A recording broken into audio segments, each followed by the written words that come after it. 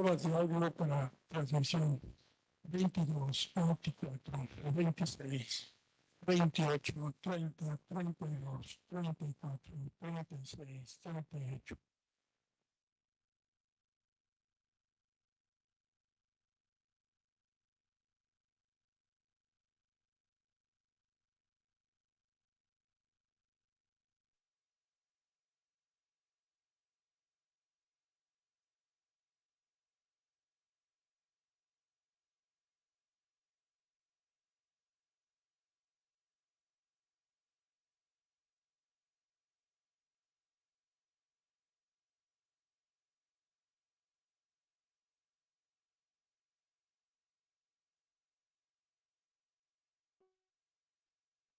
Uno, dos, tres, prueba de audio Webex, prueba de audio Webex, uno, dos, tres, prueba de audio Webex.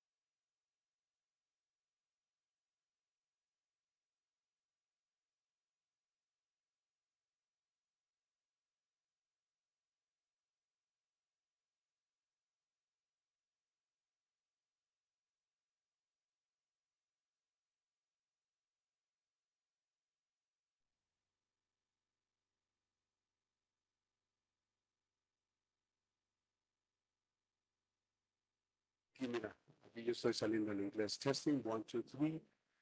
Esta es la salida de inglés. 1, 2, 3, 4, 4. Sí. Ok, a los de allá, si llegan.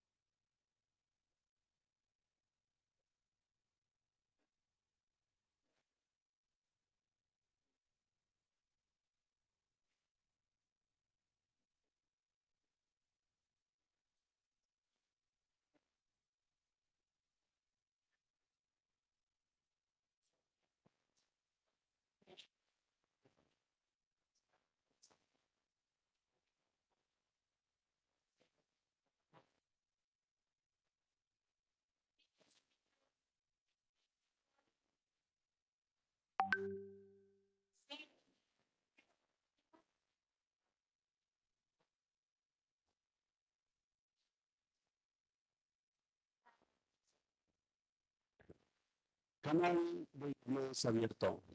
Este es el canal que viene siendo el cerebro, así que solo hablamos en español. Prueba del canal de inglés, pero lo estamos probando en español. 1, 2, 3, 1, 2, 3, prueba canal de inglés. Esta es la prueba del canal de inglés para que transmitamos en vivo en directo. 1, 2, 3, 4, 5, 6, 7, 8. ¿Listo? ¿Estamos en la luz?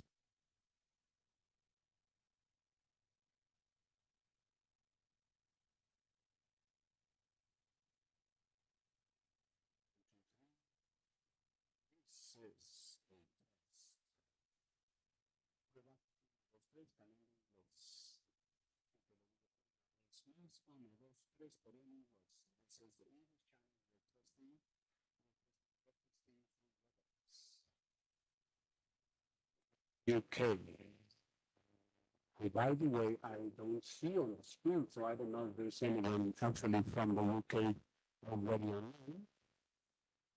Let's wait a couple of minutes to see what happens with that. Thank you for listening. Uh-huh.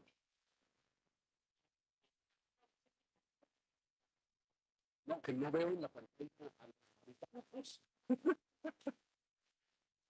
Sí. Mira, nosotros ya estamos aquí.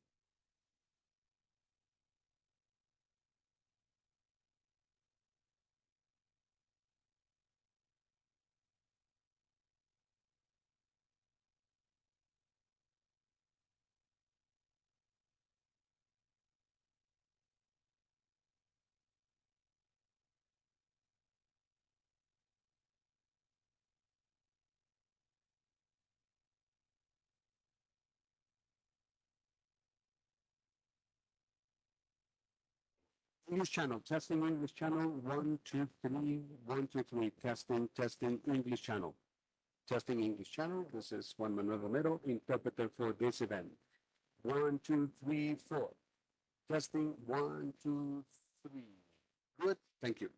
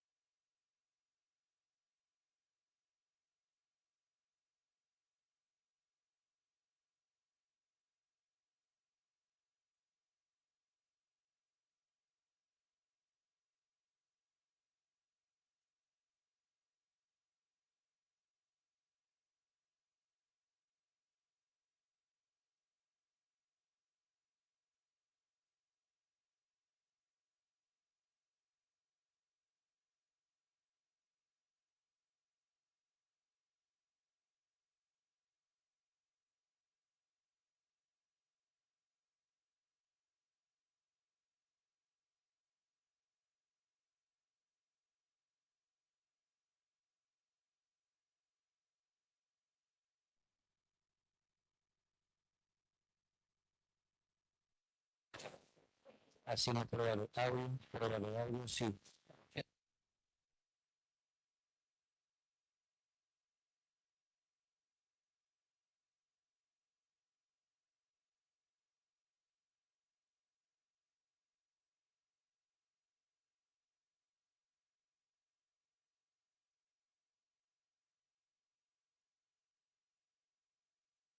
Gracias.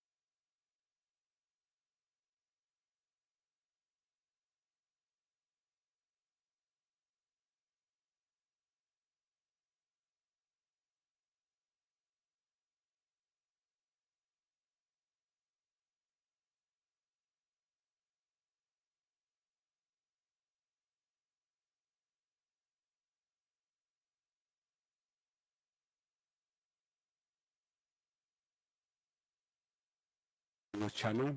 We ready? Good. Well, thank you. Welcome everyone to this event of AI in Mexico, the regulatory sandbox. It really seems like a dream come true.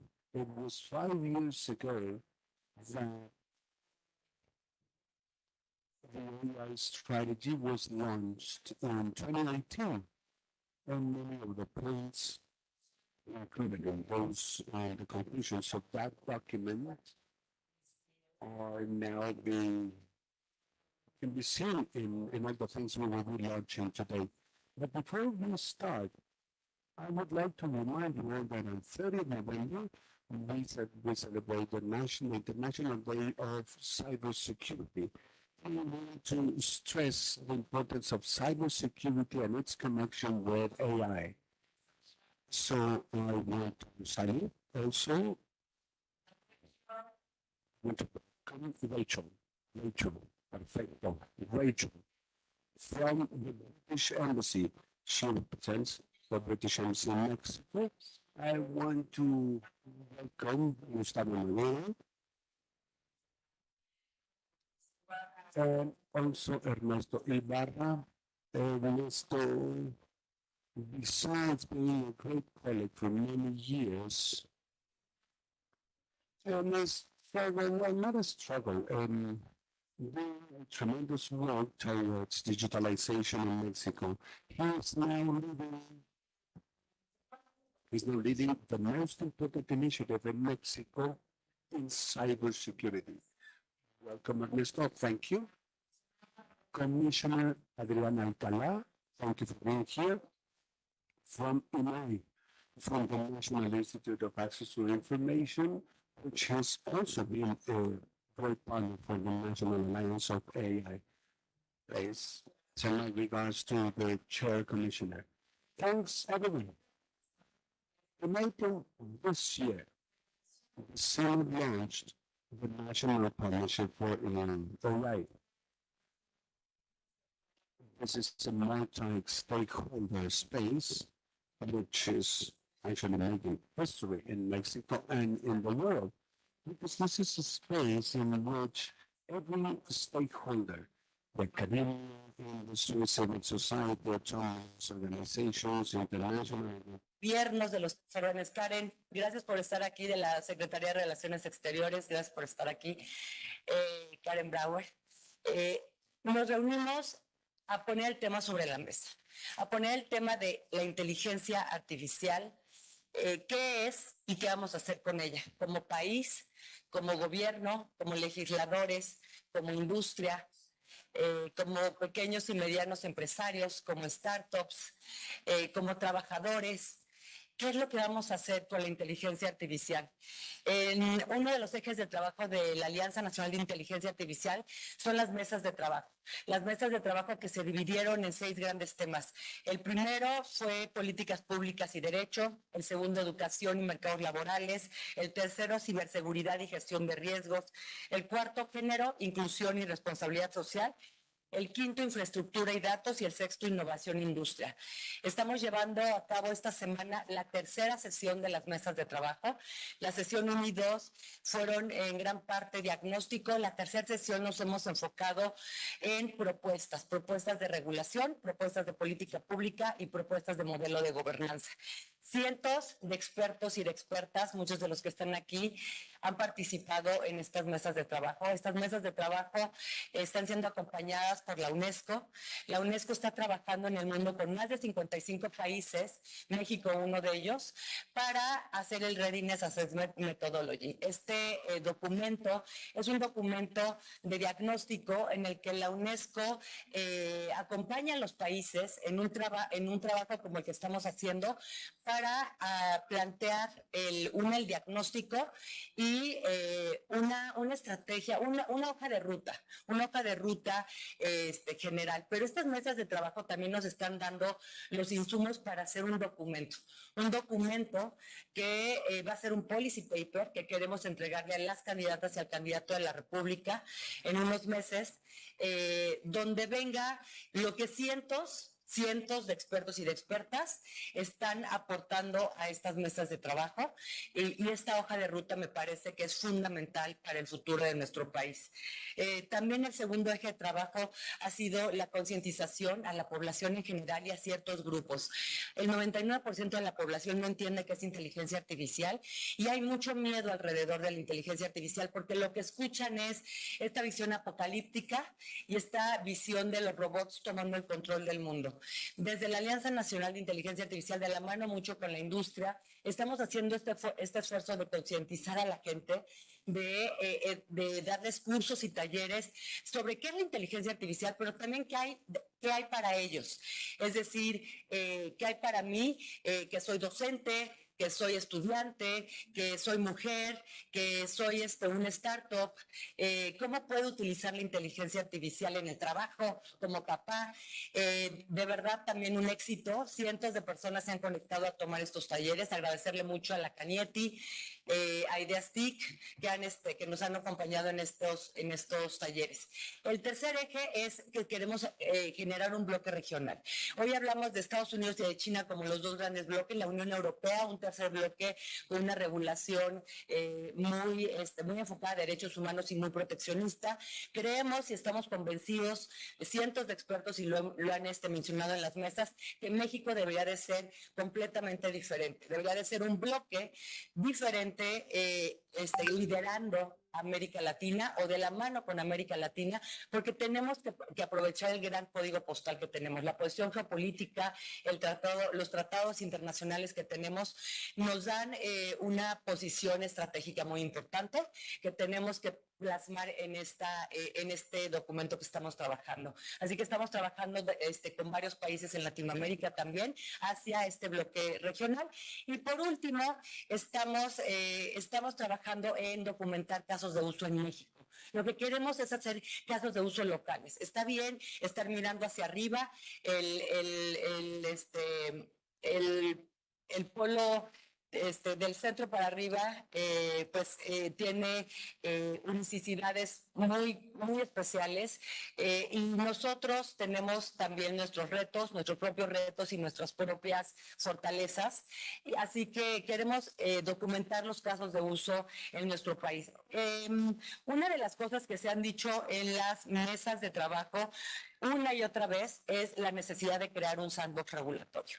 Es decir, este espacio seguro en el que podamos experimentar, en el que podamos, antes de sacar una política pública o hacer una regulación, en el que podamos hacer en un espacio como laboratorio. Un sandbox es un laboratorio en el que podemos hacer pruebas, en el que podemos probar antes de sacar algo al aire. Esto se hace con muchísimos productos y es algo realmente innovador en el tema regulatorio. Este sandbox regulatorio va a marcar un hito en cómo se hace la política pública en nuestro país. Hace 5 años que se hizo el documento de estrategia de inteligencia artificial 2018, se hablaba de recomendaciones muy puntuales. 1, desarrollar un modelo de gobernanza bajo un enfoque multipartes. 2, mapear las necesidades de la industria e identificar mejores prácticas. 3, impulsar el liderazgo internacional de México. 4, publicar recomendaciones previa consulta pública y participación social. Y 5, trabajar con expertas y sociedad. Si ven, muchas de estas recomendaciones que se hicieron hace 5 años las estamos haciendo en la Alianza Nacional de Inteligencia Artificial. Una de estas recomendaciones que además ha salido en las mesas de trabajo es crear un ambiente propicio para la investigación comercial y la inteligencia artificial aplicada en el sector privado. Esto se refiere a hacer un sandbox. Crear un espacio seguro es crear un sandbox regulatorio de datos para intercambiar datos y facilitar la colaboración entre investigadores e industria.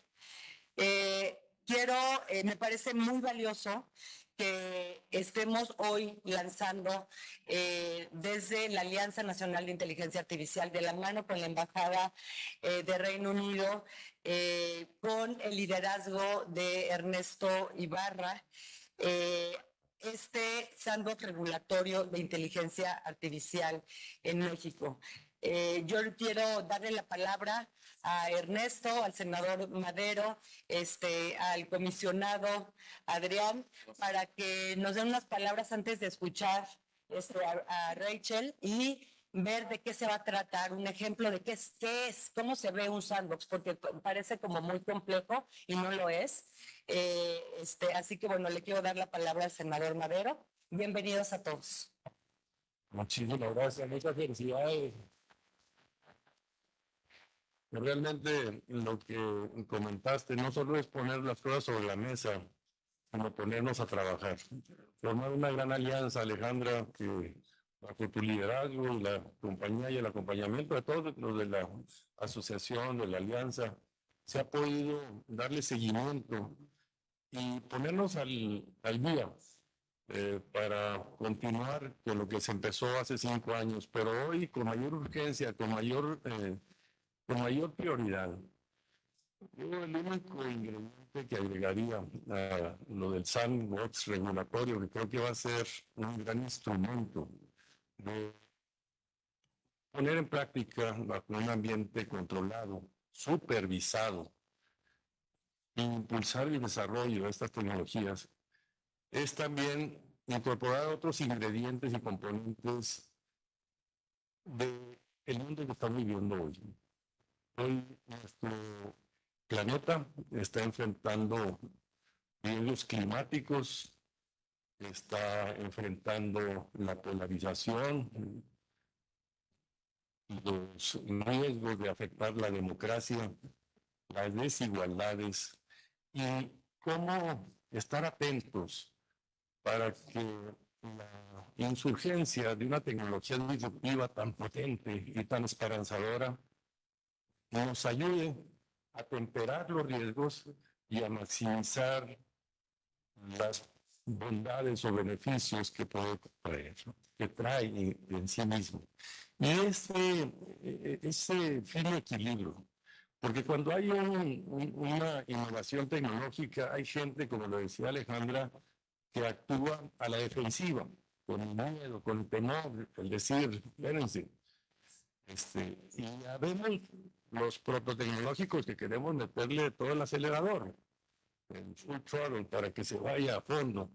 Pero hay que hacerlo en un ambiente controlado, regulado, precisamente por lo potente, por lo expansivo y los alcances que puede llegar a tener su transversalidad, su capacidad de esta innovación tecnológica tan importante para nuestra civilización. Hacerlo de la mejor manera, hacerlo con cuidado, y por eso me felicito de estar participando en este ejercicio para también ser custodios de estos valores que como seres humanos tenemos que cuidar entre todos. Muchísimas gracias. Muchas gracias, senador. Y le doy la palabra al comisionado Adrián Alcalá. Muchas gracias, senadora. Muy buenos días. Agradecer, por supuesto, a la senadora Alejandra Lagunes la invitación a y sobre todo la organización de este encuentro y de este evento, y la invitación, por supuesto, también al senador Gustavo Madero, a Ernesto Ibarra, también impulsor precisamente de esta mesa, y gracias, Rachel, por dictar ahorita una plática, y por supuesto a todas las personas que están aquí presentes en esta Casa de la República, en la Casa del Federalismo, y las personas que siguen esta transmisión a través de Internet. La verdad es que hablar en estos espacios de inteligencia artificial efectivamente no nos debe dar miedo. Al contrario, cuando llegó el Excel por ahí en los años 80, pues la verdad es que no desplazó el trabajo de los contadores o los que utilizan el Excel, al contrario, los potencializó. Yo creo que hoy la inteligencia artificial correctamente regulada, con ética, nos va a facilitar el trabajo. Y qué bueno que sean estos espacios desde donde se construye la legislación para hablar en una especie, bueno, en este ejercicio de sandbox, en donde es además innovador, cómo empezamos a enfrentar esta situación y cómo lo empezamos a regular. En el INAI estamos conscientes que ese camino no se transita en solitario, no se transita en lo aislado, se transita en colaboración, precisamente como esto, academia, sociedad civil, expertas, expertos, comunidad de práctica y por supuesto las y los legisladores que habrán de tomar las decisiones. Y gracias de verdad a la invitación al Instituto Nacional de Transparencia por lo que nos respecta al ámbito de la privacidad, porque también tenemos que regular y escuchar a todas las voces. Y sin más, la verdad es que a nombre de mis colegas comisionadas, agradecemos esta invitación, somos parte, celebramos y los esperamos el 14 de diciembre, ahí en su casa en el INAI, precisamente para continuar con estos trabajos. Muchísimas gracias. Muchas gracias, comisionado. Ya escucharemos a Rachel Brazier, embajadora adjunta del Reino Unido en México, diplomática británica de la Foreign Commonwealth and Development Office, hispanohablante y especialista en América Latina. Anteriormente ha ocupado puestos en las embajadas británicas. Positions in the British Embassy in Ecuador. Welcome, Rachel. Thank you. Muchas gracias y realmente es un placer estar aquí. Yo creo que es solo mi segunda visita al Senado de la República y mi primera visita como hablando con ustedes. Entonces realmente estoy muy contenta de estar aquí. Bueno, es un privilegio estar inaugurando estas mesas.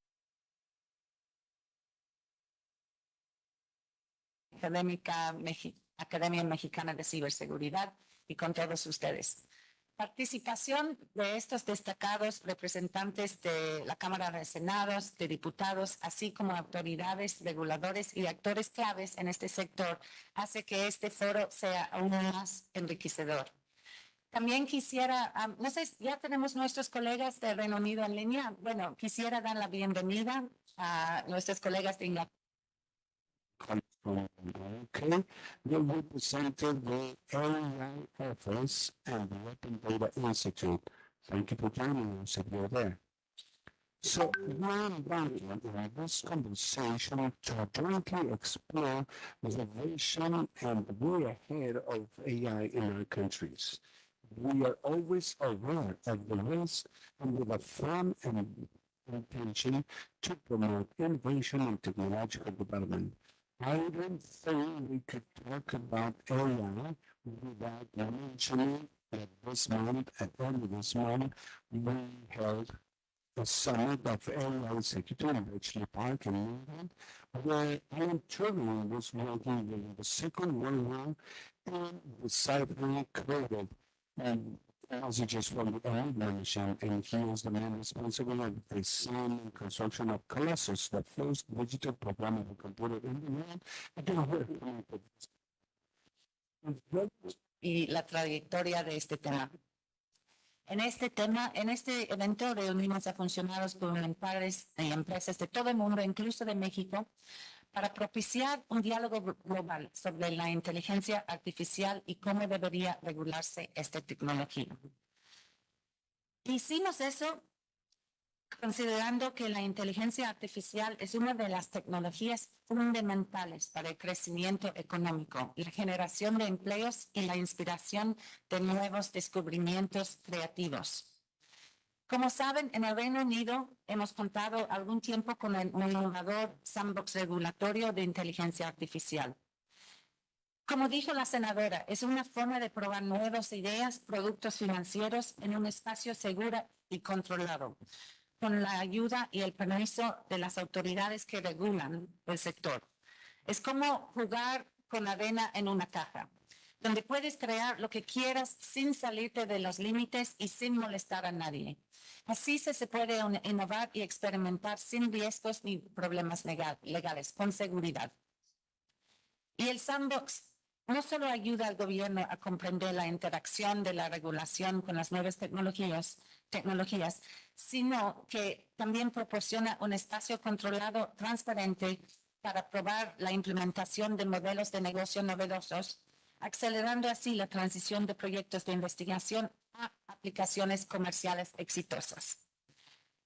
Dada la naturaleza disruptiva de esta tecnología, es esencial abrir un diálogo sobre estándares internacionales y compartir criterios y metodologías legales que regulan iniciativas experimentales. Y creemos que un marco regulatorio coherente será clave para acelerar los mercados de nuestros dos países, procurando un uso seguro y adaptando la regulación según las aplicaciones específicas en sectores como salud, educación, gobierno. Eso se trata de todo. Bueno, una cosa más es crucial encontrar el equilibrio, creo. Una sobreregulación puede sofocar la innovación, mientras la falta podría amenazar la confianza en la tecnología. Entonces, nuestro marco regulatorio proporcional y pro innovación se enfoca en el contexto de implementación de la inteligencia artificial, evaluando los beneficios y riesgos potenciales. Bueno, no quiero extenderme más y tomar tiempo de este como importante intercambio de experiencias que vamos a tener. Desgraciadamente no puedo quedarme por toda la reunión, pero mi equipo de la Embajada Británica está aquí y les deseo toda la suerte en el mundo. Agradezco su apertura para iniciar estos diálogos bilaterales y espero que estos encuentros nos conduzcan a más colaboraciones, permitiéndonos trabajar conjuntamente como aliados en la adopción de esta tecnología tan importante. Muchas gracias. Rachel, muchas gracias y muchas gracias a la Embajada de Reino Unido siempre por apoyar este tipo de colaboraciones. De verdad, muchísimas gracias. Y ahora escucharemos a Ernesto Ibarra, es el presidente de la Academia Mexicana de Ciberseguridad y Derecho Digital, AMCID, para que nos platique sobre qué se va a hacer en este sandbox regulatorio. Gracias, Ernesto, bienvenido. Muchas gracias, senadora Alejandra Lagunes. Gracias, Ale. Muchas gracias, Rachel, por la colaboración desde la embajada. Muchas gracias, senador Gustavo Madero, por acompañarnos a lo largo de estas discusiones. A nombre de la Academia Mexicana de Ciberseguridad y Derecho Digital, principalmente me gustaría agradecer la asistencia de todos ustedes, expertas y expertos, en distintos temas que toca la inteligencia artificial como un componente de innovación tecnológica que impacta distintas áreas de manera transversal, tanto para el sector público como privado, y que todas y todos estamos involucrados en la gran responsabilidad de darle forma al mundo en la era de la inteligencia artificial. Y para ello, la regulación y la política pública, las buenas prácticas, requieren la colaboración. Ya lo han mencionado quienes me acompañan en la mesa, la importancia de colaborar para intercambiar experiencias y construir entre todas y todos el mejor modelo que resulte favorable para nuestro ecosistema. Y qué mejor estar hoy día en el Senado, donde su principal labor desde el punto de vista de la creación de las leyes que van a guiar, que van a moldear el comportamiento y la conducta de individuos y organizaciones, para hablar del sandbox regulatorio como una forma innovadora, un nuevo paradigma de establecer las reglas, las normas para la innovación y para el uso de esta tecnología, y como se ha dicho, tiene grandes potenciales, pero también representa grandes desafíos para la humanidad. Así que simplemente agradecer su asistencia, agradecer la participación de quienes nos acompañan a través de la transmisión y de quienes se van a sumar. Anticipo nuestra gratitud por la suma que harán al esfuerzo de este sandbox que habremos de construir entre todas y todos para beneficio de nuestro país. Y tomo unos segundos también para aprovechar que en este Día Internacional de la Seguridad de la Información, saludar a todas y todos quienes hacemos y quienes trabajamos y quienes estamos con la clara convicción de construir un mundo más ciberseguro. Muchas gracias. Muchas gracias, Ernesto, y felicidades por este proyecto. Ahora sí, La Peña nos va a dar la introducción del proyecto Sandbox Regulatorio en materia de inteligencia artificial. Gracias, Cici. ¿Te hubieras sentado acá?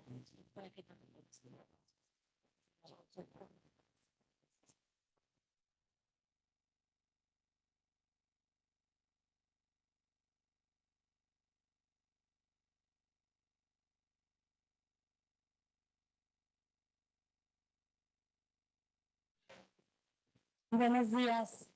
Muchísimas gracias, senadora. Muchísimas gracias por este espacio y sobre todo por liderar este espacio de conversación donde tantos actores están convergiendo en un intento de atender los retos que las tecnologías emergentes nos ponen a todos. Yo celebro muchísimo y agradezco muchísimo a todos el espacio y sobre todo la oportunidad de colaborar de manera muy cercana con todos ustedes, porque este proyecto justamente es una colaboración de todos, donde el expertise de todos los que están aquí, todos y cada uno de los que están aquí va a hacer lo posible.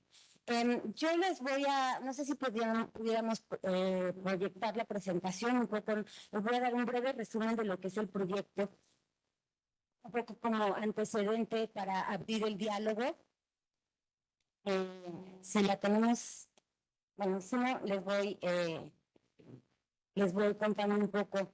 Este proyecto financiado, apoyado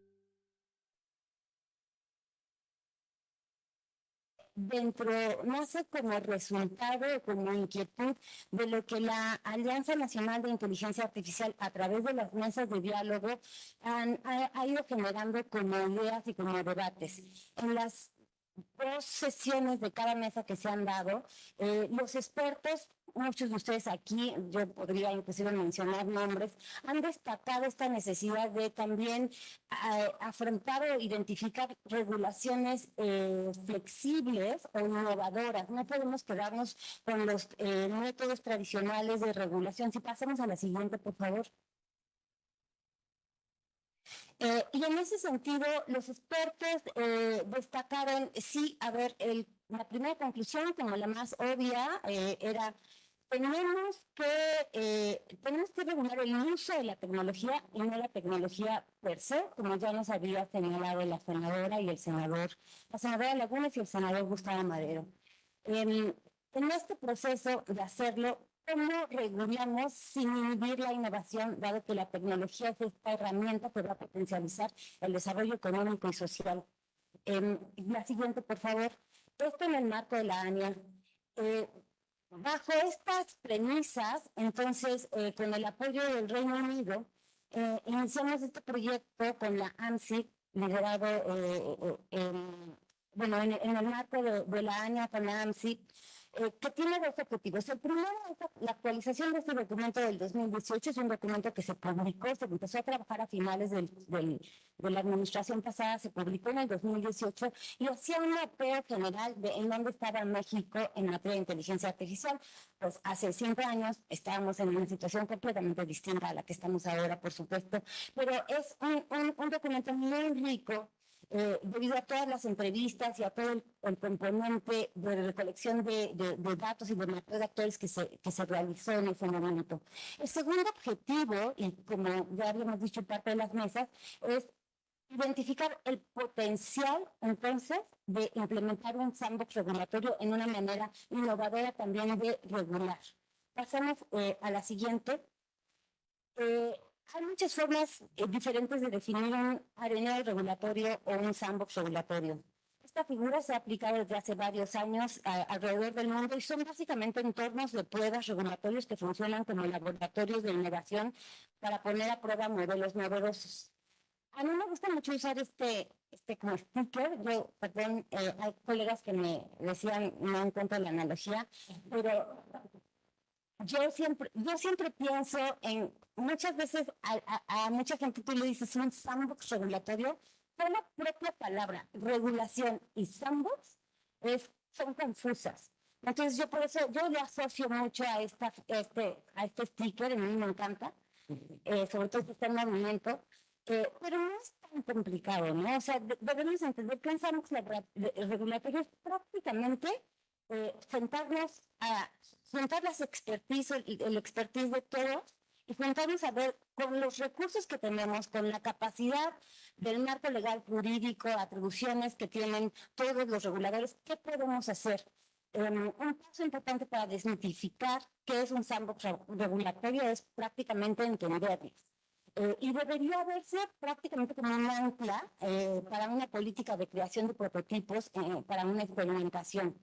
Y esto debería implementarse mucho antes de aplicar políticas públicas y, por supuesto, mucho antes de empezar con regulaciones de manera independiente, sobre todo ahora que hablamos de tecnologías que son como lo que le llaman el umbrella term, ¿no? La sombrilla que abarca todos los sectores, la tecnología prácticamente abarca todo y no podemos estar implementando regulaciones de manera específica a sectores específicos. Entonces tenemos que quitarle este miedo a lo que es un sandbox regulatorio y prácticamente también mucha gente cuando habla de esta palabra es como, tengo que ser un regulador muy sofisticado, con muchas habilidades para poder implementar un sandbox regulatorio y no es así. Es prácticamente lo que está sucediendo ahora en el marco de la ANIA. Dialoguemos, pongamos las opiniones, el expertise y de ahí entonces vayamos encontrando qué herramientas tenemos de manera coordinada, con mucha coordinación institucional y llevarlo a cabo.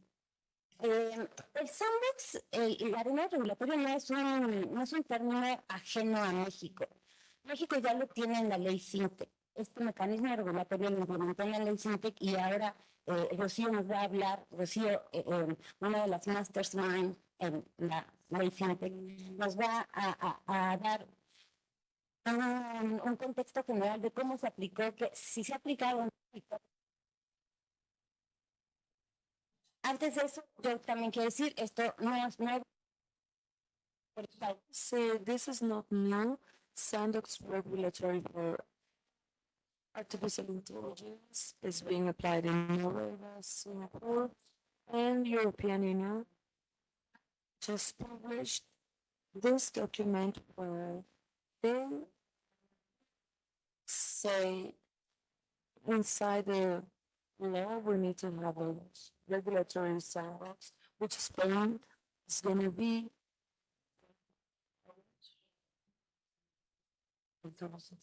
international treaties like DEPA, which is between Singapore, Chile, New Zealand, and now Canada. And there you have this space to explore implementation when it comes to data. So this is not new. This is also a commercial agreement, and we can take advantage of this too. So fill us in with the challenges we have and to talk about the project and the idea of bringing ideas and collecting experiences to see if Mexico is able to implement a regulatory sandbox. This first event is to understand the concept of sandbox, talk about it, and then we're going to go to a specific area.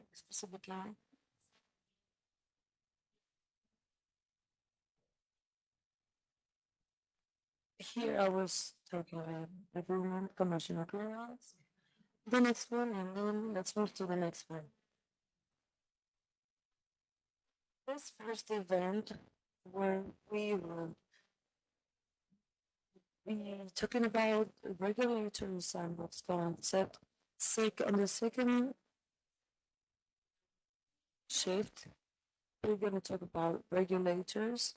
As the commissioners say, we're exploring the possibility of implementing sandbox regulatory on a certain theme on an open data policy. Next slide. This is a timeline. The project is expecting to have these goals by March this year, next year, I'm sorry. And then practically I am done with this. Next slide. This is generally speaking what the project is about. There are so many regulatory sandbox like expertise, and it is about sitting at the table and coordinate institutionally and take advantage of the whole experience we have from regulators, law regulators, to self-organisms and everything that's related to artificial intelligence in Mexico. So Rocio will explain us a little bit about fintech and how this is not new. Well, thank you so much. As for that, I am pleased to be here with you. And let's share some experience we have with sandbox, the regulatory sandbox for financial products. They already talked about this. We can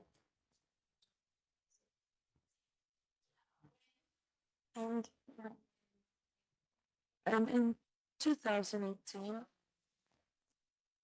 fintech law implemented a sandbox because they had like two components, very interesting. They are highly regulated So anybody that's want to get a regulatory service, the loan is going to be very expensive. And on the other side, we had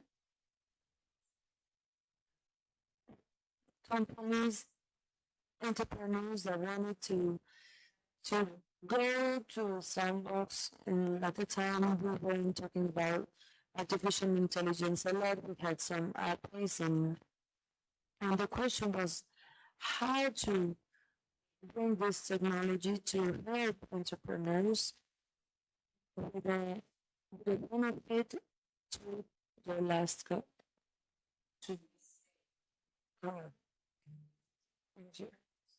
we had a very concentrated market when it comes to financial terms, and to connect with these tools bring a better result. What are we looking for with sandbox? This is called regulatory because this they reach the scope and risk they have.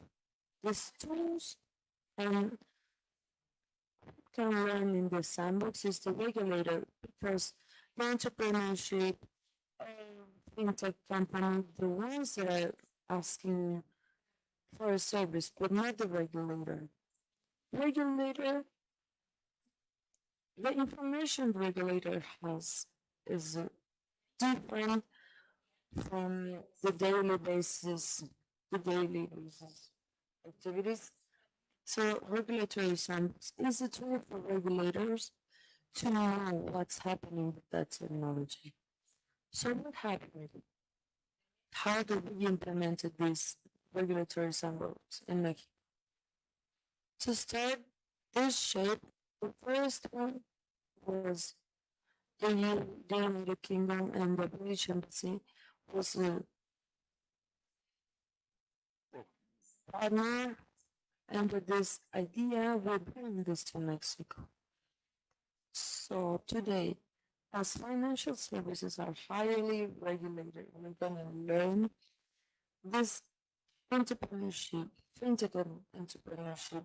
You want to give financial services will need a license, very expensive.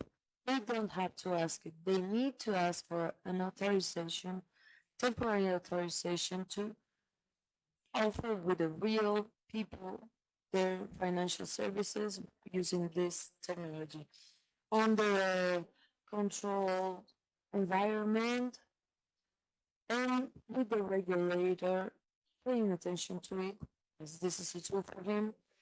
And when we finish with these companies, and the regulator could regulate better risks of overregulation. You need to regulate with a base. Where do you need to act as a regulator? What do you need to focus on? What happened?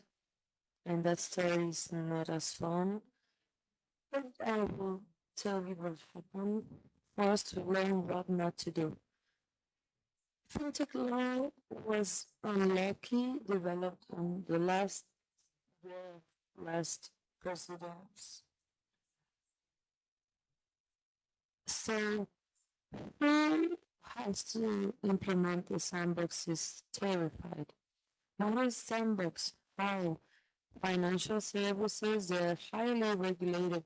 How are we supposed to let entrepreneurs start? That's why we created sandbox. So after the first year with the fintech law, we had more requests from entrepreneurs wanting to come to the sandbox. I was sharing, I would talk about it. We had an event about the British Embassy that was called That Small Sandbox Challenge, where we invited entrepreneurs to come, share their practices, financial services, and their technology. But it was limited to those who could come to the sandbox in a formal way. we launched and we launched the request and we received like 16 requests, and we wanted at least to have 6. Choose 6. They came, they brought their formal request, and guess what happened? No one was qualified. They did not authorize any of them. So that made them go a little bit down, because this sandbox challenge number 2, which was in collaboration with the El número de registros fue menos de la mitad que el año pasado. Es decir, la figura empezó a morir antes de que se pudiera implementar.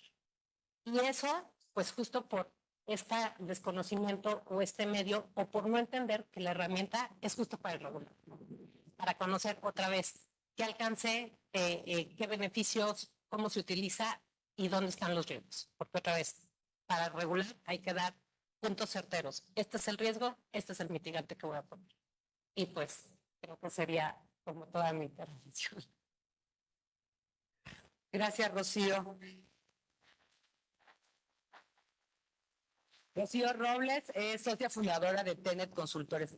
Felicidades y muchísimas gracias por compartir también pues lo que es importante también qué partes son importantes integrar en un sandbox regulatorio, el tema de la colaboración institucional, y de verdad muchísimas gracias a Karen Bauer por estar aquí de la Cancillería, porque esta conversación es importante tener incluso con los reguladores, con el gobierno, con los legisladores, con la iniciativa privada, porque solo así se pueden llevar a cabo este tipo de cosas que pueden tener un gran impacto.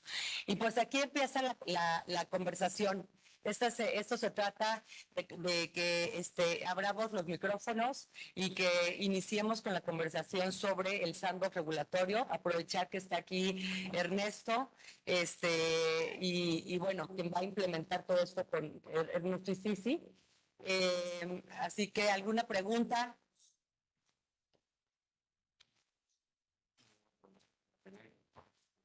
Karen.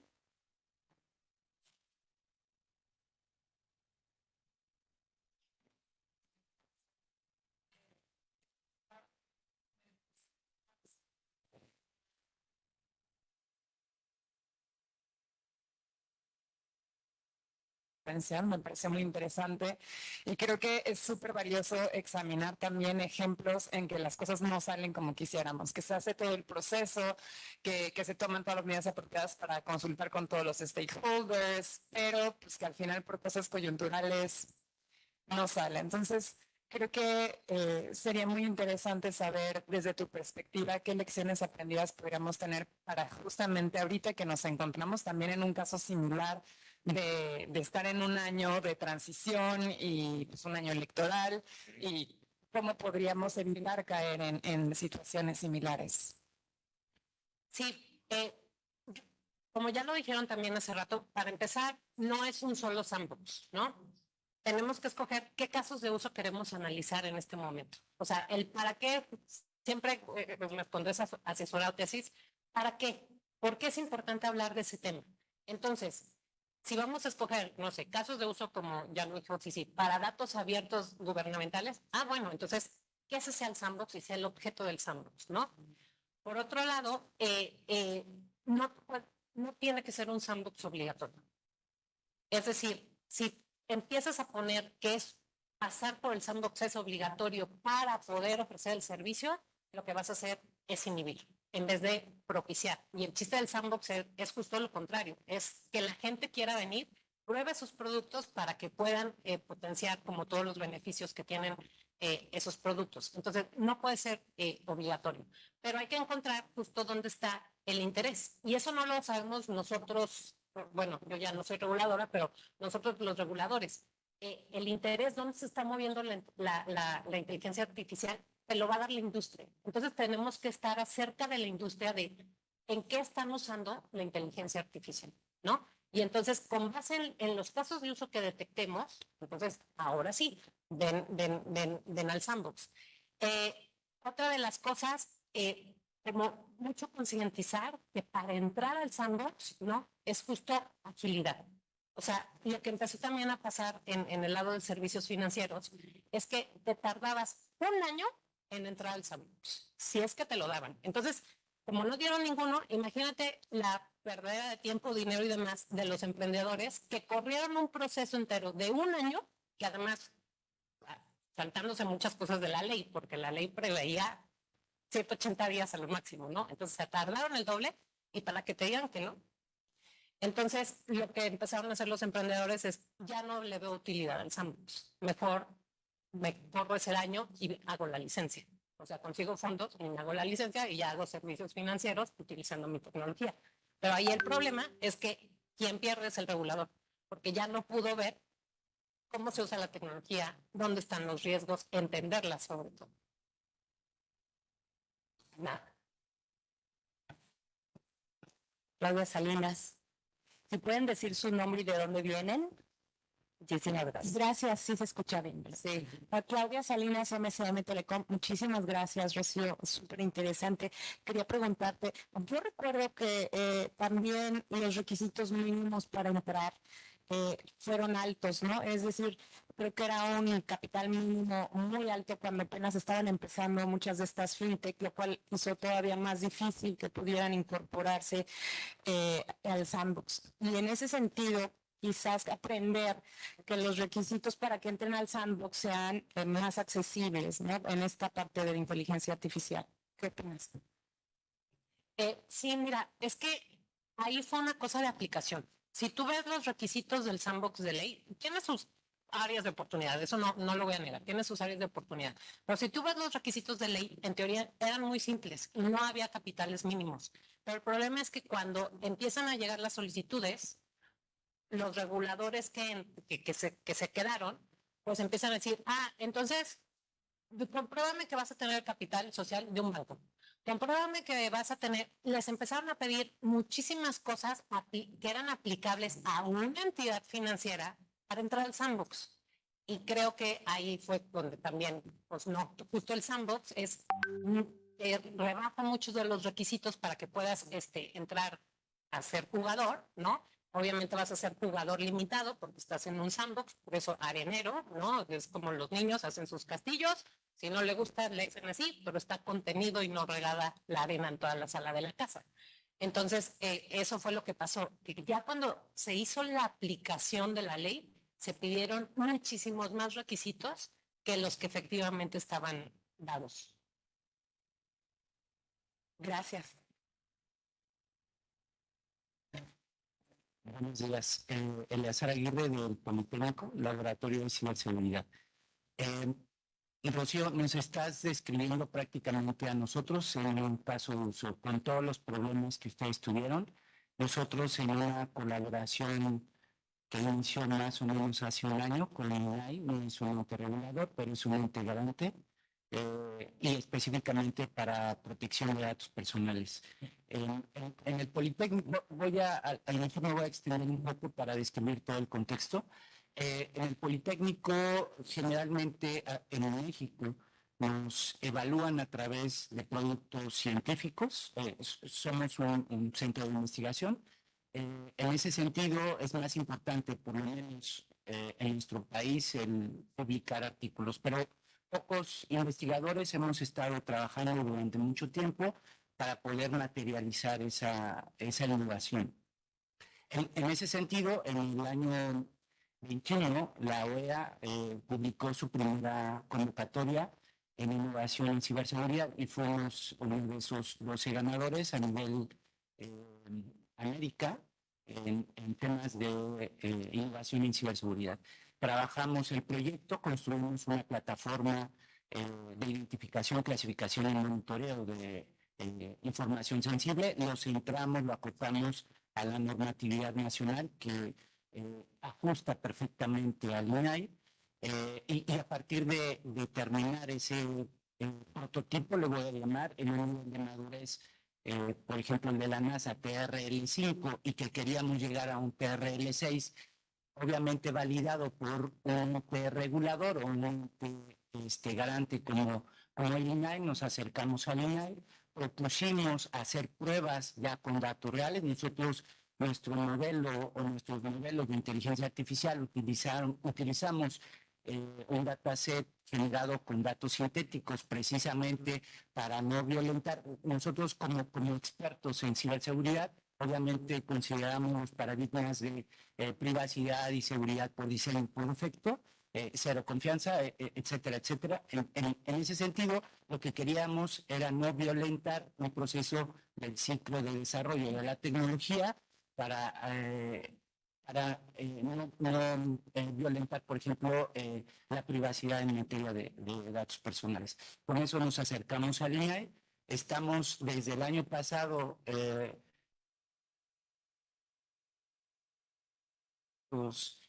específicamente con 50,000 datos de archivos históricos que tiene el INAI y que los va a poner, o la idea es ponerlos públicos.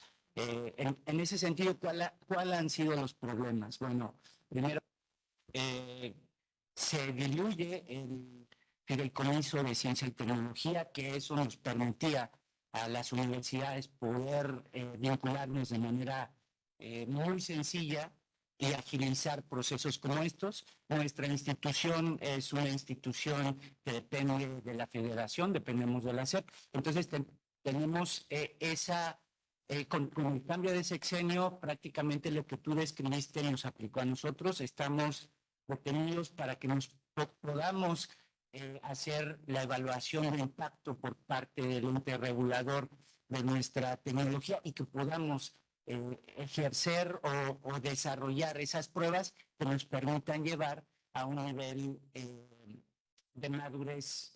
La tecnología se llama PISIS, Plataforma de Identificación, Clasificación y Monitoreo de Información Sensible, y que podamos, por ejemplo, en un principio lo que ofrecimos a la OEA era un nivel de madurez a través de tesis de maestría y doctorado TRL3, TRL4. Desde la universidad, a nivel experimental, nosotros entendemos perfectamente qué es un sandbox y que pudiéramos eso llevarlo al mercado con el apoyo, obviamente, de convocatorias internacionales, porque lamentablemente en México es muy difícil hacer eso. Y bueno, me siento totalmente identificado con todo lo que comentaste. No sé qué pudiéramos por recibir de la experiencia y que pudiéramos modificar, porque también no hemos firmado el convenio de colaboración para hacer esas pruebas con INAI, y la idea es que ya deberíamos de tener los resultados de esa experimentación, de esas pruebas en este momento. Entonces, antes de cerrar mi participación, muchas gracias por la invitación y los felicito porque esto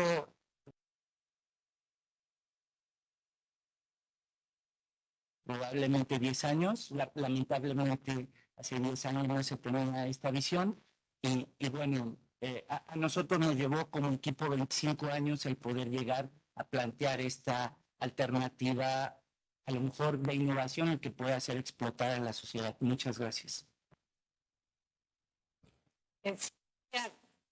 Lo bueno es que Good thing is Senator Madero can help you with AI.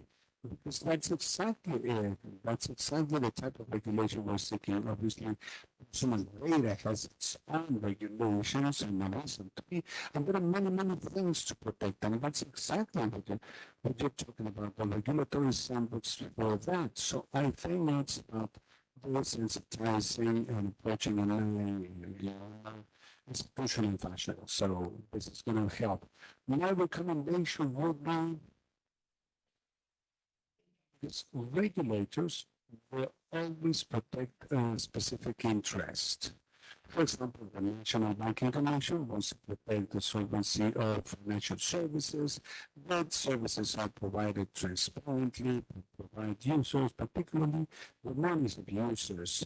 The money does the same, it has an objective and is in a set of interests. So I think in order for authorities to what you want to do with their objectives, because then they're going to perceive you're working towards the things you're doing. If they don't see this alignment, they will always go like, "All right, sounds nice. Let's look at that." They are doing other things that are more aligned with the public policy and their objectives. So I think that if you can pass that message, that the things you're proposing align completely with MI and its interest, I think you're going to have a better response from it.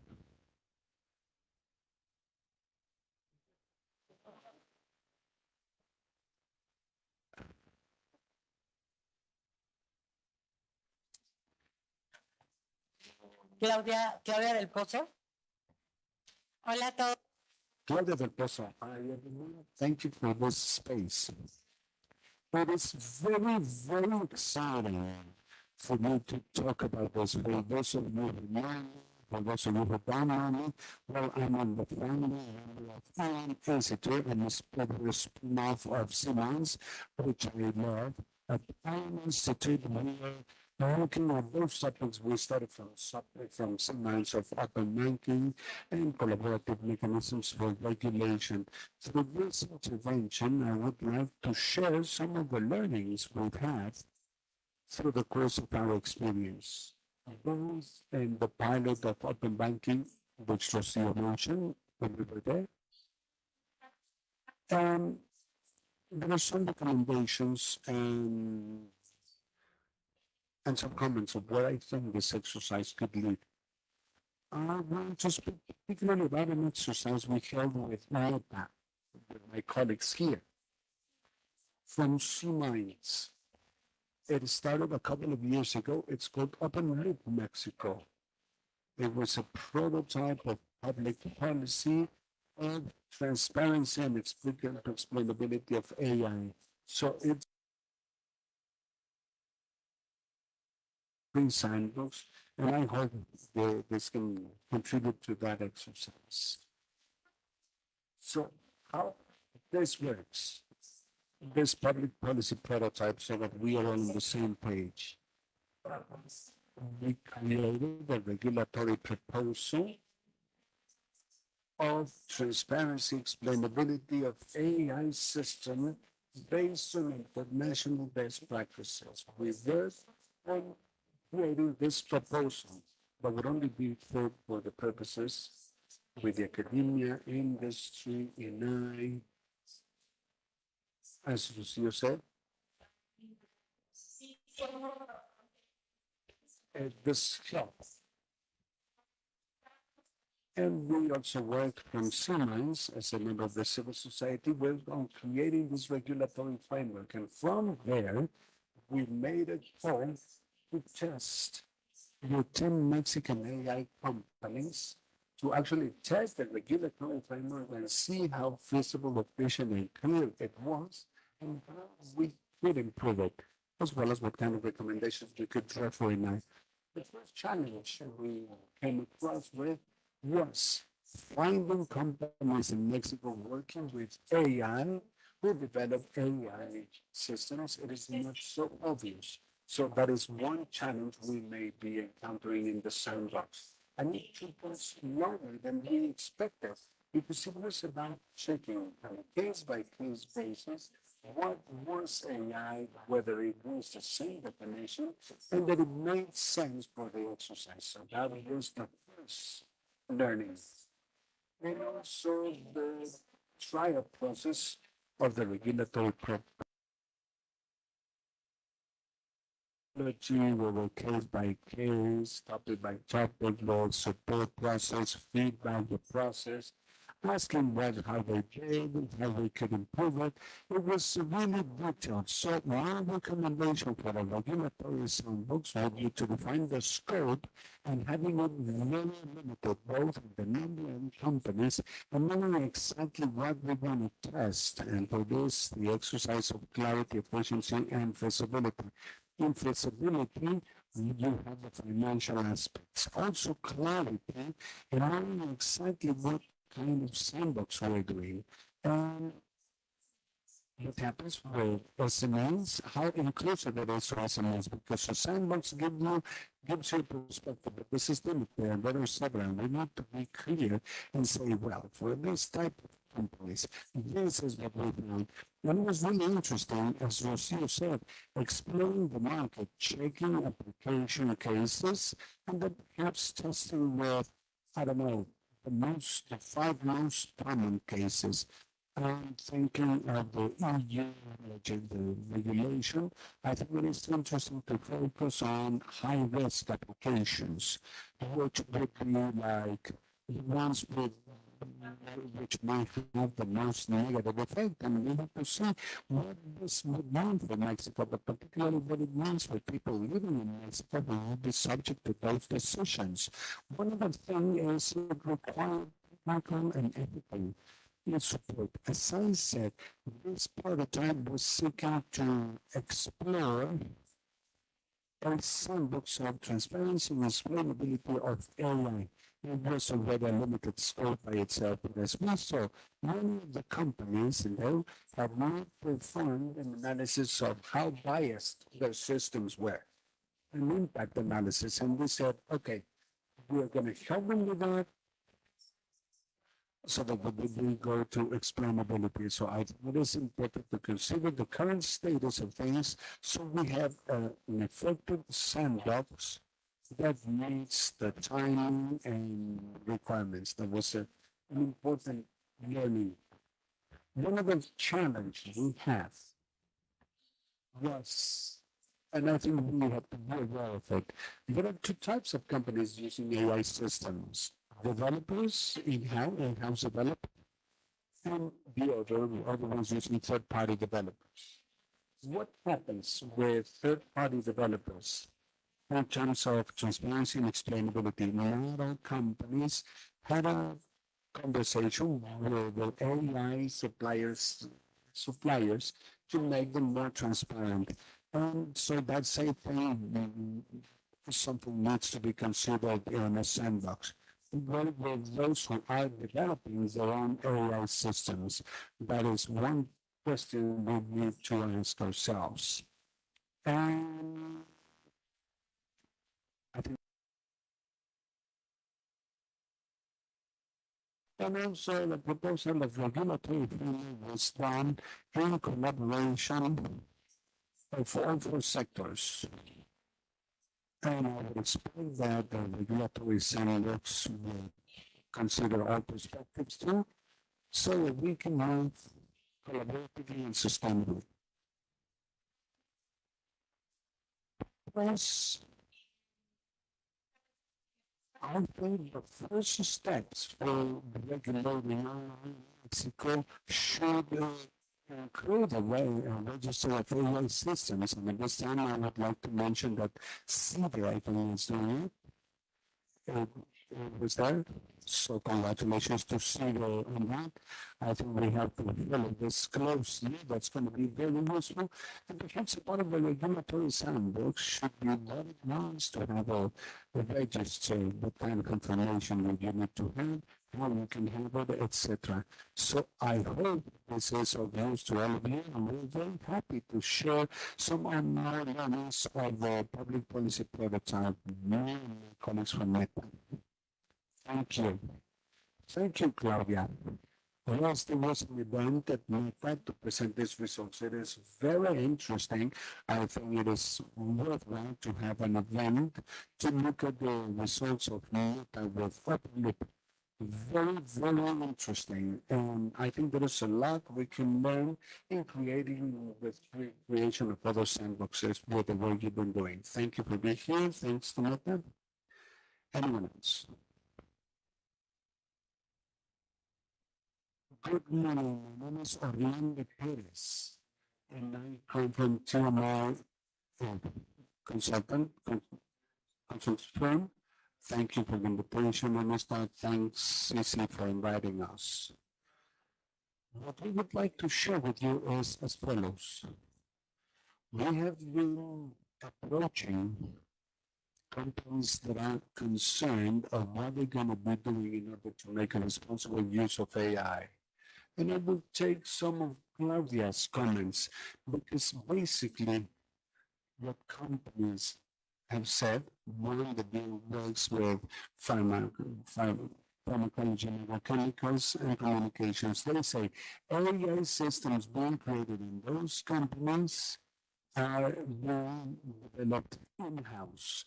Not necessarily in Mexico, but by their own companies. But we do have a responsibility to share internally for two reasons. One, when those tools come, many of our areas are using tools developed by third parties, and they need to be clear on terms and conditions of using those tools for a contract, for a proposal, for an advertising campaign, to see what kind of tools they can use and what others they cannot use.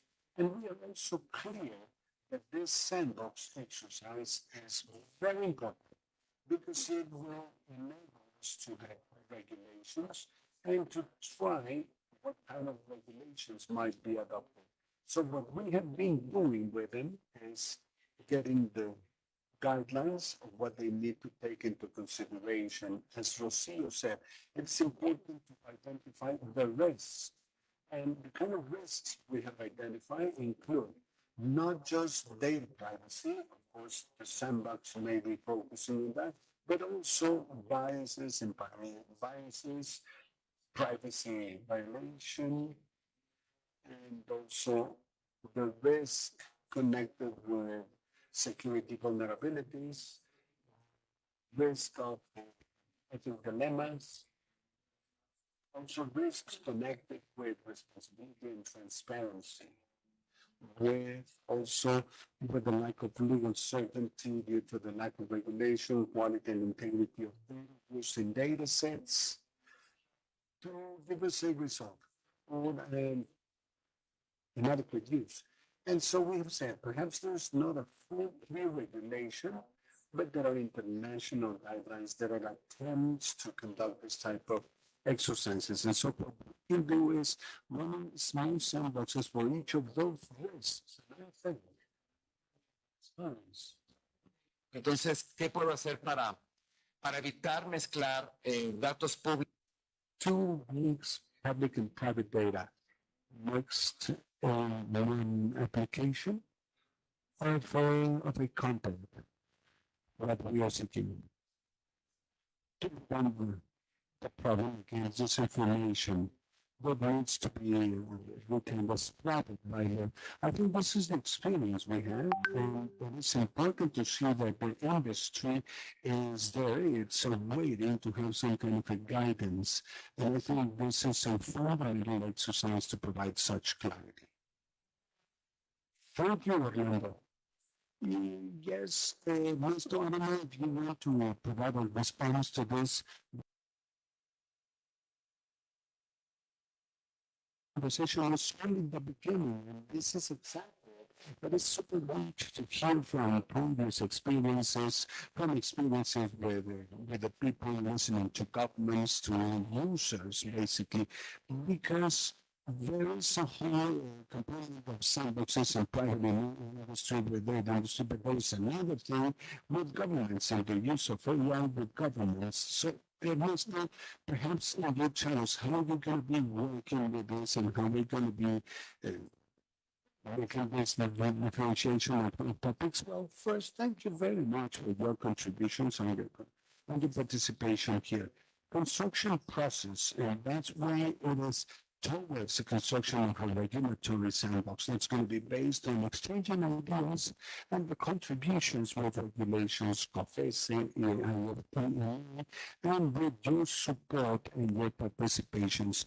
We have not defined as yet what the specific target's going to be, use cases, or the level of risk we're going to be handling, but that's going to be a part of what we're going to do. Well, thank you. So this is the opening, this is the launch, but there will be many more things to construct the regulatory sandbox. Anyone else?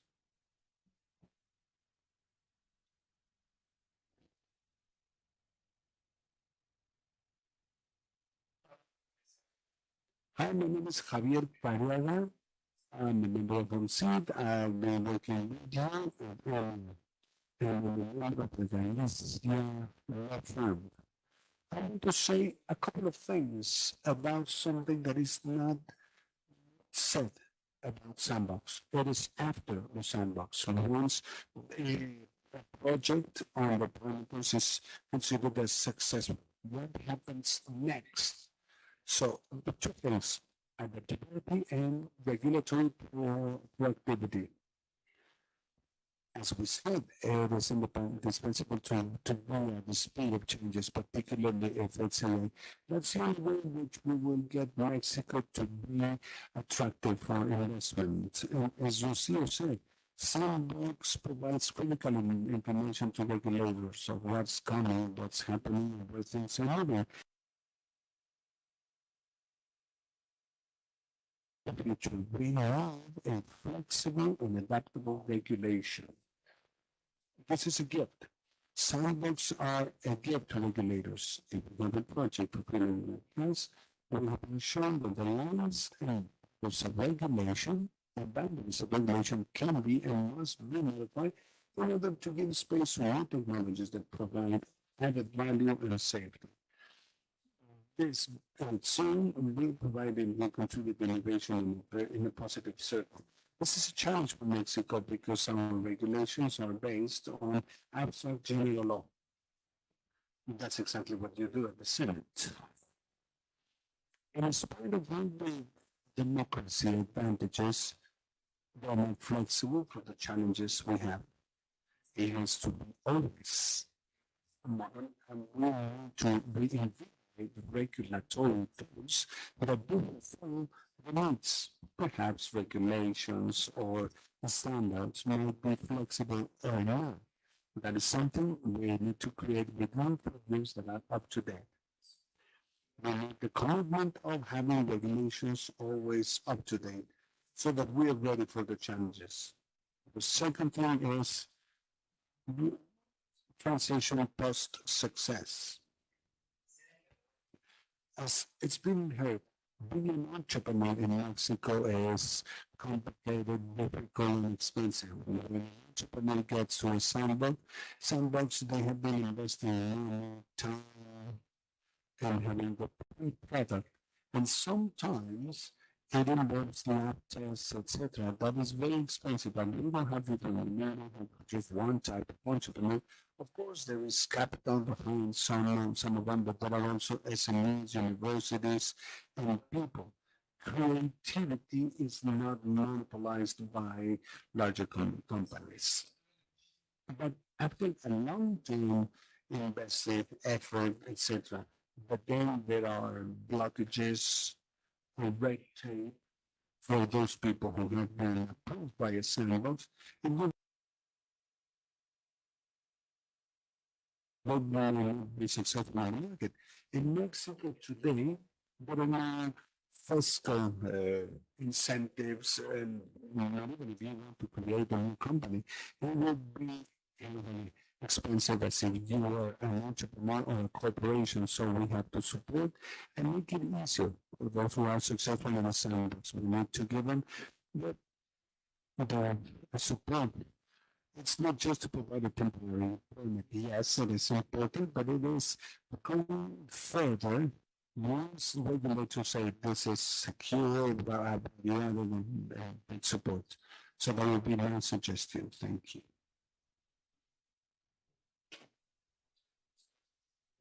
Thank you. My name is Miguel González Mendoza. I'm a researcher in the Monterrey Institute of Technology. I run the machine learning lab. I'm also representing the Mexican Society of AI. So we want to celebrate the effort of Senator Lagunas and Senator Madera and obviously other people in everyone in this room. That is very, very important for Mexico. So I would like to stress what has been said, that this must be interdisciplinary, and we should start by identifying the right points And we need to make this very accurate. And it has to do with fintech. There are two sandboxes we have seen around the world, I connected with fintech, but also with data privacy, basically in the handling of data. People and entities. And from experience in the last 15, 20 years in projects in Europe and the European Commission,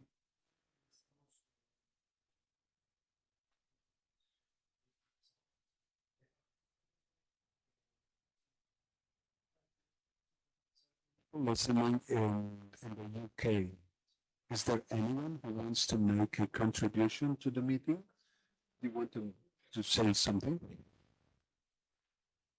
In terms of ethical participation, and obviously the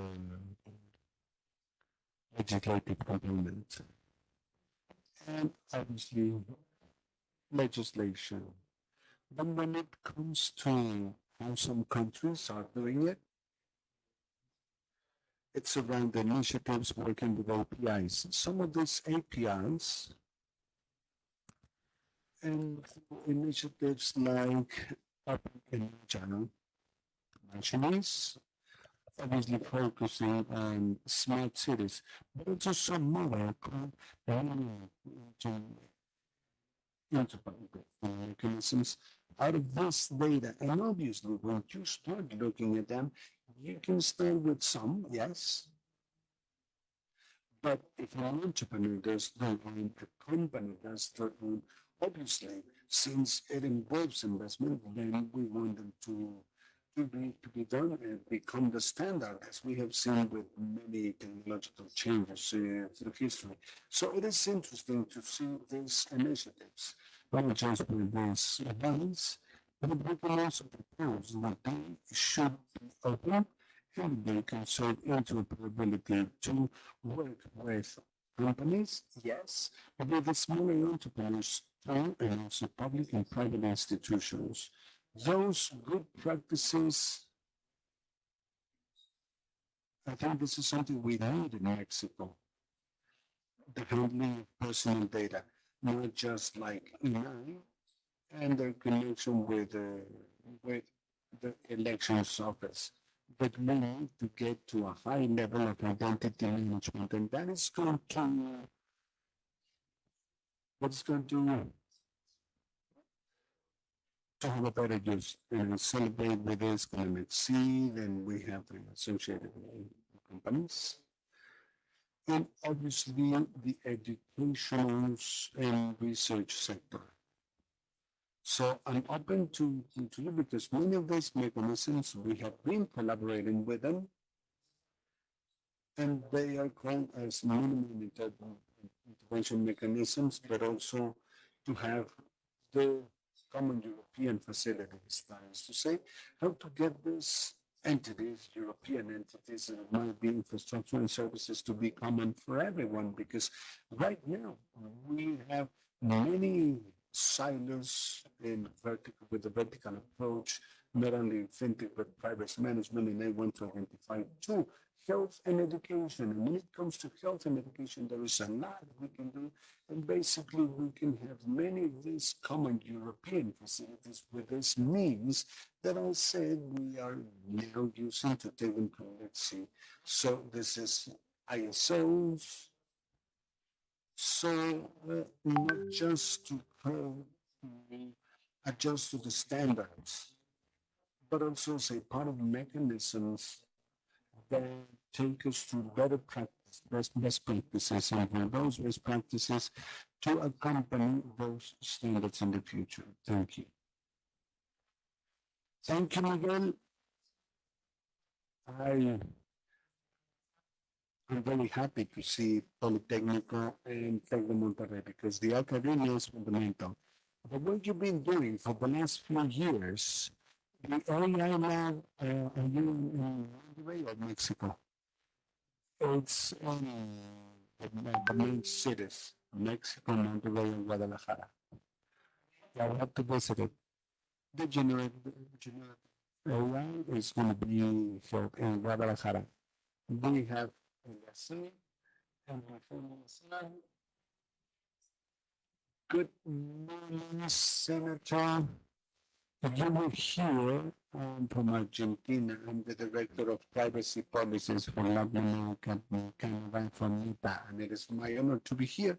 And if you allow me, I would retake Claudia's point from Open Loop to add information for those who are going to be working on this project. Open Loop Mexico was a pioneer in Latin America. It was the first project we made in the region, but others have been done in the world with different topics, because obviously AI covers a huge number of aspects.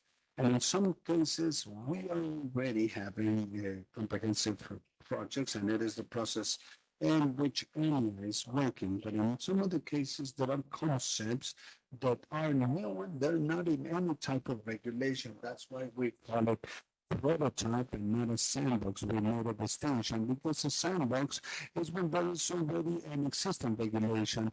Little cases like explainability, which we discussed, was not precedent regulation. That's something we can see in OECD and other principles, but it was not in place before. So I wanted to tell you that if you visit openhub.org, you're going to find multiple projects covering many different subjects, all the way from impact evaluation, how to tackle the challenges. And yesterday, there was an announcement of the Open Hub US that will change the NIST framework. And that is something important for Mexico too, particularly in the context of its proximity with the US. The NIST framework is going to be an important preference. And one thing that there is, including Mexican experts in the experts group that will be testing and advising the NIST, because this is a global language and interregional language. So I wanted to say this for this to be a reference if you are seeking material for other aspects that will have to be covered in a wide discussion of AI. Well, thank you very much. Thank you for allowing me to be a part of it. Thanks. Thank you, Paula. Over this side. We have an online participation from the Open Data Institute. So let's open the microphone for Stuart. Good morning from the UK. Thank you for allowing me to participate. I've been enjoying the discussion. The Open Data Institute is researching and conducting policy and innovation work looking at data ready for AI. So our focus is on exploring how we improve the quality and trustworthiness of data being used in AI. Can everyone hear me? Good. Okay, thank you. So I wonder if there is an opportunity for Mexico and the UK to consider what data sets could be shared for mutual SAMS AI development to foster trade and growth, much as we have done in other areas. I would welcome opinions from the panel on this.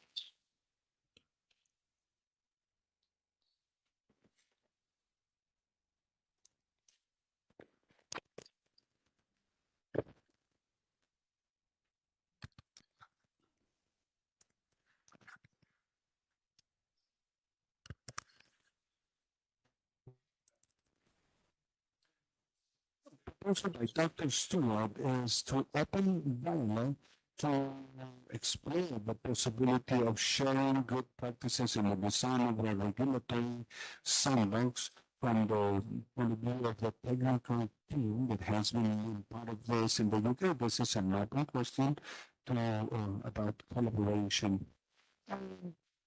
Well, I think it is basically important to have international experience and exchange for several reasons. One, because analysis by itself of technology is global. It has an application. regulations or standards being implemented here will have an influence in one or another way on an international component. So learning from existing experiences, but particularly from the UK, because the UK has been a pioneer in applying this type of regulatory mechanisms. And I think that is precisely why the UK has been a very close partner to Mexico, not just with this project, but since we have a senator leading the strategy with this document towards the strategy of AI, it's been, the UK has been one of the pioneers in making this exchange. And precisely one of the third parties, or the third party in this project, the third part of this project is to see the possibility of implementing experience exchange with the UK in one particular component, which is open data policies. And precisely in the previous administration, progress was made, important progress was made in this component of open data, also supported by the United Kingdom. So I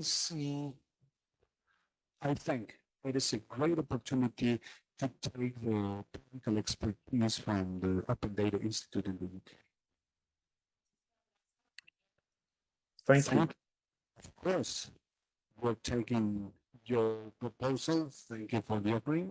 And of course, yes. Eleazar.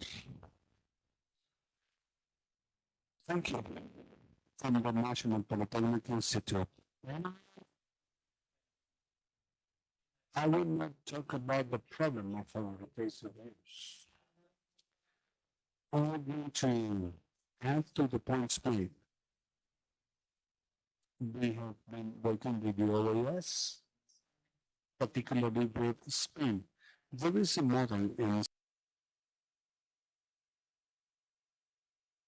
and I think this model can be retaken for the sandbox.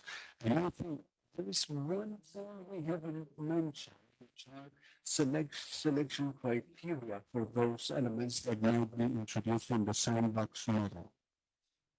For example, technology innovation.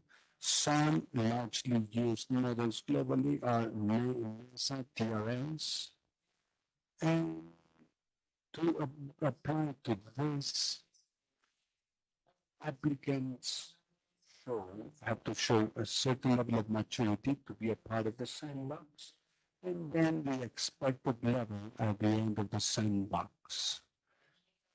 Those are some other questions of what is expected after the sandbox. So the entry and then observing and obviously evaluating the exit. So that's something we have applied, combining cybersecurity or AI to solve cybersecurity challenges. And I would like to compliment Marta's work. For example, with us, the different levels of maturity in thesis are PhD and master's degree. We are in cybersecurity and we are testing Atlas.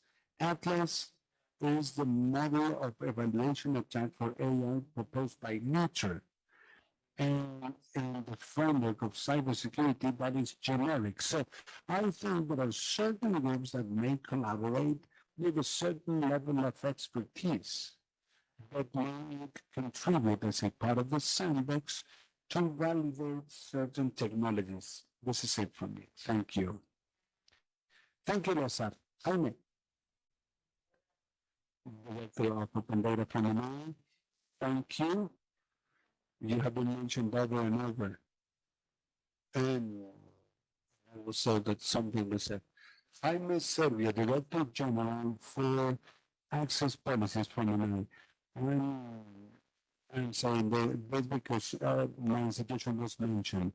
As our commissioner mentioned, for 14 December, we're going to be honored to welcome you at the Institute to continue with this project. One of those working meetings at MI, it is particularly important to be a part of this project for two specific reasons. One, protection of data, as Eleazar said. And at this time, in the light of the national policy of open data. Everywhere I go, people ask me, what about the Director General of Policy? What do you do? And I say, I don't know. No, I'm joking. We run diagnostics of the status of access to information in Mexico. We have data studies on how it behaves in different regions. And this took us since last year to making an open data policy. We recognize there was progress and work, particularly in the previous administration. But now it is necessary to build a public policy instrument with a national outreach. Let me share some data to give an idea of the importance of this topic and why from ENI we are so committed to connecting sandbox project and national policies. Only last year we identified that 76% of those institutions were not publicizing open data information. And this is a contrast. This is something in my area. And this is a contrast with 19% of access to information applications in Mexico since 2003. And let me find the right way to say this. So over the last 20 years, we have had over 8 million information requests. 19% of them refers to open data or open format. Open data agenda is relevant and strategic and what is in high demand. And that's why we made a decision to promote the national policy of open data.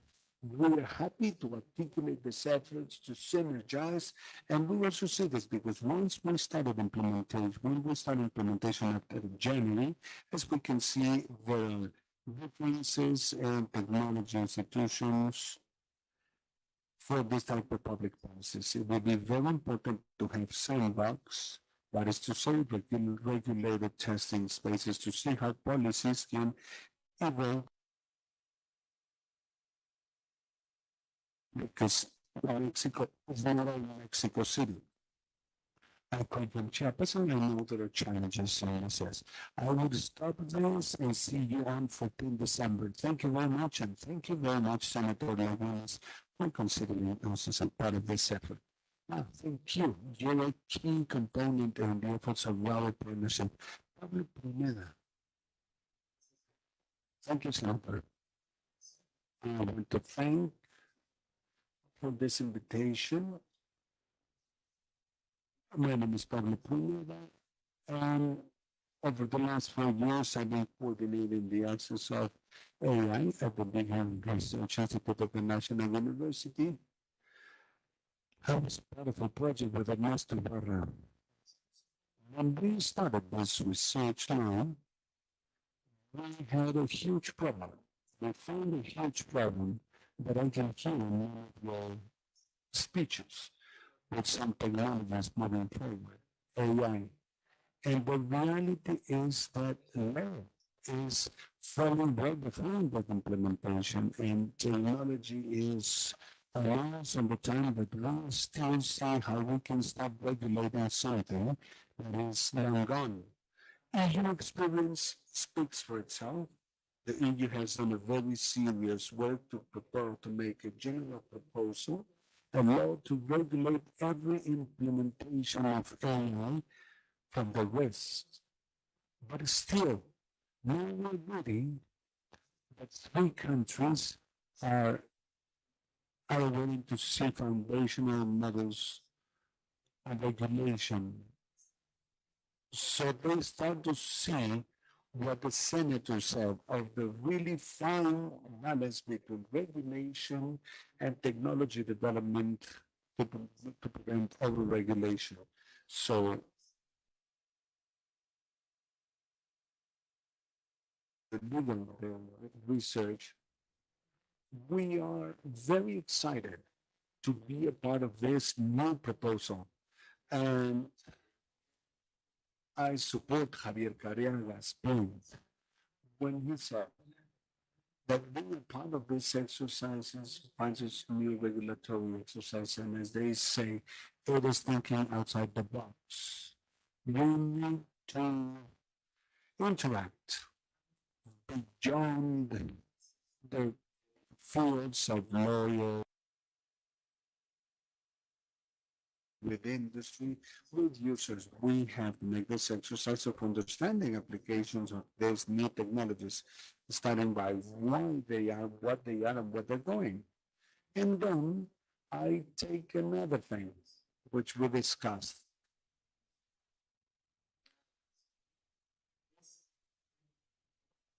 The phenomenon of situational events, and I think we have come to this. The senator said that Anya's effort has to do with the possibility of presenting a document that might be a good guidance for updates, but still, what we need goes far beyond intentions to receive the document. We need to have a commitment of those who want to lead the efforts of Mexico. Because one thing that cannot happen to us, very well advanced efforts are serious, well taken processes, and a cardboard or change of administration that must be a challenge beyond the fact of having a regulatory sandbox for AI aspects. There's 2 points on the table to start or to kick off the work and to express your commitment to continue working on that. Thank you. Thank you, Pablo. What you said is very important, and I feel the challenge, and I'm very excited to see what's going to happen with the sandboxes, because I can't imagine what I've said about a flexible influence regulation, because we need to think outside the box. Because what we have now does not work, so we need to think differently, and that means breaking paradigms and structural systems that are hardened and hardwired in us. So I'm very excited to see this sandbox, to see what we get, what we can get for Mexico. Thank you for your contributions and thank you for being a part of this. Karen Brown. Thank you, Senator. I think I didn't introduce myself. My name is Karen De Bruyne. I'm Director for Technologies at Foreign Affairs, particularly for multilateral institutions. And I would like to say, Mexico is a founding member since 2020 of the Global Alliance for AI. At this time, there are 23 countries. And in one of these working groups, one of the projects or programs that will be launched next month has to do with regulatory sandbox. We know that there are few experiences of a sandbox prototype. When you speak specifically about AI, we have talked, and I think it's really interesting. It is always the industry that leads and that who tells us what kind of applications there are, what are the ones of higher interest, but the government is also an actor that can be a developer and a user for improving public services, goods or services. And in that sense, the project to be launched at the summit of AI in Delhi between 14 and 16 December is going to be a sandbox for public applications. So you can talk to the foreign ministry to further explore this international developments. And so the things we're working multilaterally to be part of positive for national efforts. Thank you, Karen.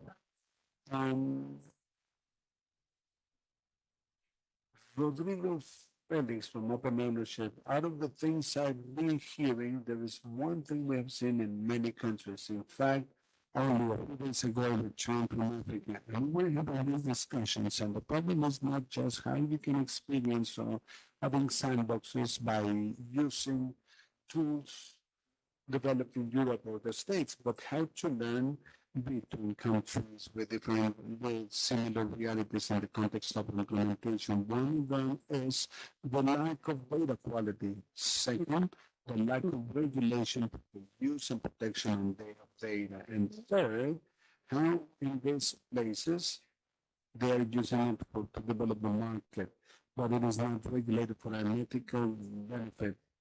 And those realities, there is a convention, the Malaga Convention, that says what kind of problems there are and how cybersecurity and AI are now enabling us to cross this understanding. And in Mexico, these projects are helping digitalize states which had all the information. So getting to this regulatory sandbox is going to be important so that we are clear around the field, but with security and use of the rule. Thank you. Thanks to every one of you, first of all, for being here and those launching. We're going to be inviting you to forthcoming meetings. Thank you very much. Thank you for your contributions today, which will be fundamental in helping create the sandbox, both public and privately, both public and in private spheres. I think it shouldn't be just the commitment of the government, but we should be aligned as a part of the national strategic plan. This is how important it is. And so our work on behalf of the legislative powers, but also from you all. I think it has to be a bottom-up approach. A full request from the society going for the next government administration. You have my commitment to continue working on this, and what we have, Lopez Casamin, want to close this event. Thank you very much. Thank you, Senator. Thank you, Senator Madero. Let me take some of the conclusions that many of you mentioned. One of the key challenges is how we can socialize the importance of something that might be obvious for us, but not for the people who are the users of exponential technologies, but they are not well dimensioned of what impact they have in their life, in their governments, and their economy. And it is clear for us that we will modify the ways in which we were working. I heard there was an intervention when someone spoke about the electoral process we're going to have. We need to consider the impact of AI in elections to begin with. In both ways, in participatory democracies where they can be manipulated, and those also in those with only one guidance. It can be like a direction. So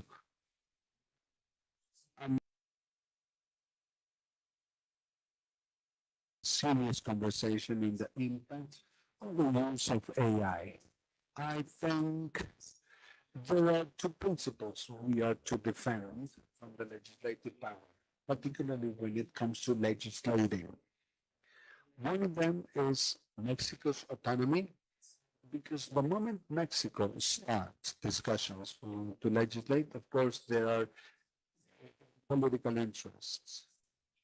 And you will see the guide, the guide or the header where to go, where not to go, whether we should go with companies or not. We're taking those steps and we need to fight for our independence and be clear that our autonomy is fundamental for those things we're seeking. That would be priority one. One of the examples would be that we have to raise our voice so that as a part of the free trade agreement in the digital chapter, there's a modification that is a challenge for authorities. And there, companies should have their address in Mexico. Otherwise, the authorities are subject to collaboration. Imagine companies come here, they produce income, but they don't have any legal obligation or any legal liability. So we have to start by understanding that as Pablo said, is how to maintain this as a priority in the public agenda. And that strategy, I think, can be tackled at those conversations so that we don't depend only and this is not only on this side. It's going to be an effort from, as Senator Laguna said, experts said it, so that we bring this to more legislators. So we transfer this agency. I don't know if a document should be enough. I think we need to go beyond and be active and proactive to become aware of this. We are in the face of opportunities. Much has been said about nearshoring, and obviously Mexico will benefit from this relocation, and we're going to become a receptive economy. The intention is to see this benefits in the short term. These companies will come with the use of those technologies. They will come with robotics, with AI. They will come with the Internet of Things, and they will settle in Mexico, north of northwest of Mexico. That's a reality. So we cannot keep the narrative as to whether we should or we shouldn't regulate, because there is one thing happening, and I will allude to this in cybersecurity. We continue with discussions. We continue with discussions as to whether we prohibit, we don't regulate, not regulate. This legal void, some people are taking advantage. They will not be waiting. They don't need us. In fact, there are companies that say they take advantage of this. So we need to focus and understand that maybe the first instruments are not perfect, but we need to work on them. And perhaps it will be a give and take here and there, but we have to make that commitment. And I think an important reflection in this table is to give some deadlines. Así y entregable. That's the only way in which you have deliverables. That's the only way in which you can make progress. And to make it, to raise awareness in people, citizens, media, decision makers. So what we do goes beyond working at the desk and with legal instruments. That is going to be one of the big challenges. We have to find a way to shape it and to make allies to contribute for this to be possible. So I think one of the big questions from here is how can we construct this controlled environment to power up the use and development of AI in Mexico? The components needed for a regulatory sandbox to work properly for Mexico. And to use the documents, we have UNESCO's 2021 adopted by 193 countries. So I think there's lots of material out there. It's just a matter of how we connect it together so that this is a way that lead us progress with it. I encourage you, and that's a part of the work. I will be in discussion with Senator Lagunas. We will make an open parliament because in the Science and Innovation Commission, Select Committee of the Chamber of Deputies, we are going to be looking at the white paper submitted by Mr. Loyola. We are in the process of looking at it. So what are we going to do? And that's going to be a part of the work. And we can benefit from that. Through the open parliament, we're going to have forums, open conversations, citizen participation, presentations to feed this discussion. Why am I saying this is important? Because then we're going to have a legal instrument that is being presented as a white paper. Instead of going backwards, we can start moving forward. And that is an invitation I'm giving you now. As it's been said, the work with different actors to have a document that will be a guidance, and we are supposed to analyze, and we're going to have a first exercise at the table. So I'm very happy to be here because this is necessary to be looked at. And I think this is the weight we must give to it as a public policy in Mexico. Yes, thank you. I just want to close by saying there are 20 white papers of AI between both chambers, including Senator Madero's. And I think we're changing the way we do politics. We want to have an open discussion on this and on these initiatives, on these proposals. Most of those are changes to criminal code or crime descriptions. Senator Madero's proposal is different, but since we have the partnership and we have the power for multi-stakeholder too, we want to get and collaboratively is the right way of making politics. So that is the commitment from the Science and Technology Commission in the new creation of the creation of digital rights at the Senate. It's about discussing these initiatives with all the stakeholders. So we will be discussing over and over, and when you mentioned this on Tuesday, we're going to have an event at the Senate on elections and AI. One of the most debated use next year. 4 billion people will be voting somewhere in the world. 2 billion people will vote for presidents. Half of the planet will go to the core of those processes. Perhaps jeopardizing or not democratic processes, and that's going to be discussed on Tuesday. We're going to have electoral authorities, AI experts, and we want to do something very practical and see if we can check something with the AI, how much it can be proven, and what we're going to do, not just as authorities, as electoral authorities, but also as people, because citizens deserve it. Deserve to know, deserve to know the truth in the democratic process and make a rightly informed decision. You are all invited. Elections and AI. As they say, this is one of the high risk AI in elections. Thank you very much. Have a good day. Thank you.